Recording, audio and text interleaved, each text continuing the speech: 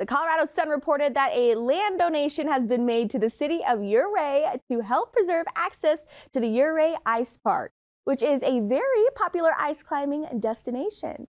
The ice park was hit by a catastrophic rockfall 3 years ago, and that knocked out valuable infrastructure. The question of liability and whether or not people would continue to be able to climb there came up, and the good news is that the issue was cleared up right before Christmas when Eric Jacobson, the owner-operator of Ouray Hydroelectric Power Plant, signed a deal to donate 8 acres of land to the city of Ouray, permanently protecting access to the Ouray Ice Park.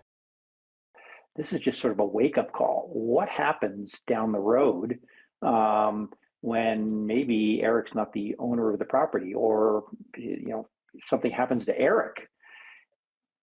And so that sort of set off the discussion of, wow, we need to figure out how to make sure we protect the park, because the best parts of the park, Schoolroom, South Park, Deep South, New Frontier, are all on, or were, now the deal happened, were on Eric's private property.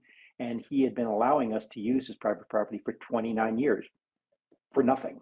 And so we decided we just really needed to move into full court press and solve the problem.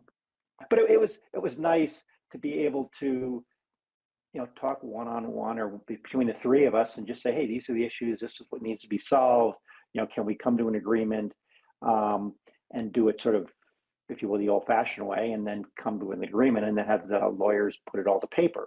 And Silas did an incredible amount of legwork. He did all the heavy lifting to make sure all of the legal documents got handled, and Eric was able to give his property, well, for a buck, to the city and protect the ice park really in perpetuity.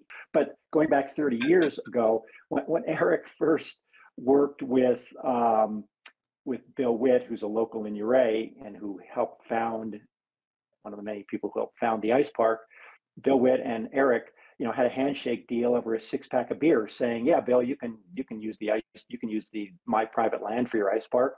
And they shook on it over beers.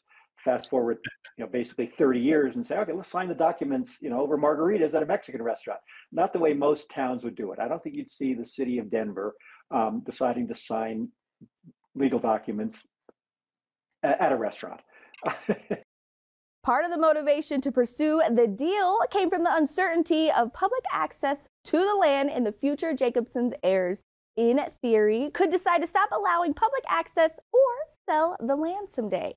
Along with the ice park, the deal also ensures permanent public access to a section of the Ouray Perimeter Trail, the Ice Park Trail, and a trail used for the annual Hard Rock 100 Endurance Run.